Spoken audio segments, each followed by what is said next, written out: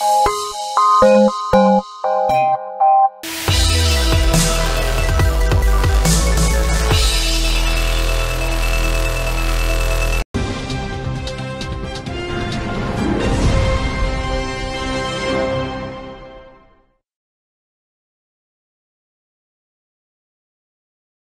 lycée de Ngangalingolo a été créé en 2013 pour accueillir les élèves des villages Ntula, Makana, Linzolo et bien d'autres localités du département du Pôle.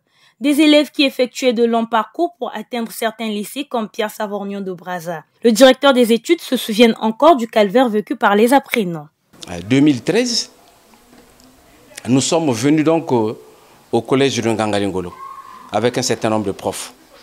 Donc, à l'époque, le ministre était le ministre Matson Mampouya. Alors, il n'était même pas informé. Donc, nous sommes venus. On a eu donc 2 classes de seconde A de plus de 80 élèves, 2 classes de seconde C également de plus de 80 élèves.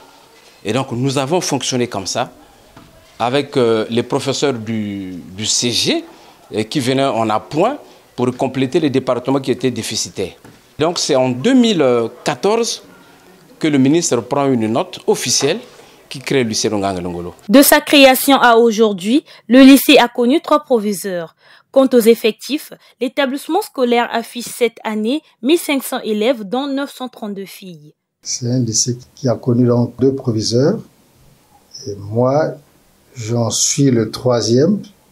Je suis heureux en fait de prendre cette noble responsabilité avec une équipe que j'ai trouvée assez chaleureuse. L'équipe de maîtrise est composée de 6 membres. Nous avons une équipe administrative, 11 agents. Nous avons 44 enseignants dans l'ensemble. Et malheureusement pour nous, sur les 44, il y a au moins la moitié qui est prestataire. Pourtant, le lycée de Ngangalingolo n'est pas à l'abri des difficultés communes à beaucoup d'écoles et surtout l'insuffisance d'enseignants. S'il y a une doléance à faire au niveau de nos autorités, c'est de nous envoyer plus de fonctionnaires parce que avec un grand nombre de prestataires, c'est une grande charge pour l'établissement.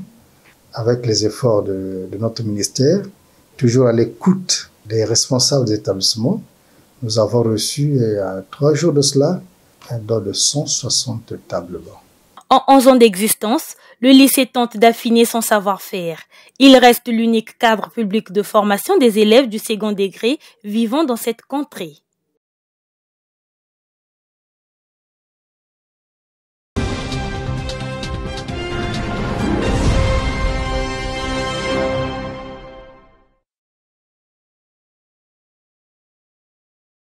Le 5 octobre, une journée dédiée aux enseignants. Elle vise à valoriser le personnel enseignant dans la pratique de leur métier. Une mission qui relève des pouvoirs publics, estime le président de l'Association des enseignants libres du Congo-Brazzaville. Aujourd'hui, un enseignant est en train de travailler, mais les primes qu'on donne à un enseignant, ça n'honore pas vraiment l'enseignant.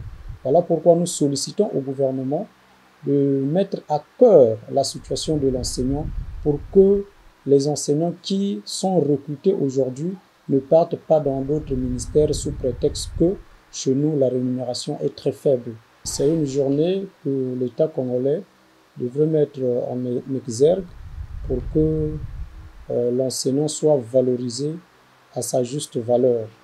Parce que sans l'enseignant, on ne peut pas parler du développement dans notre pays.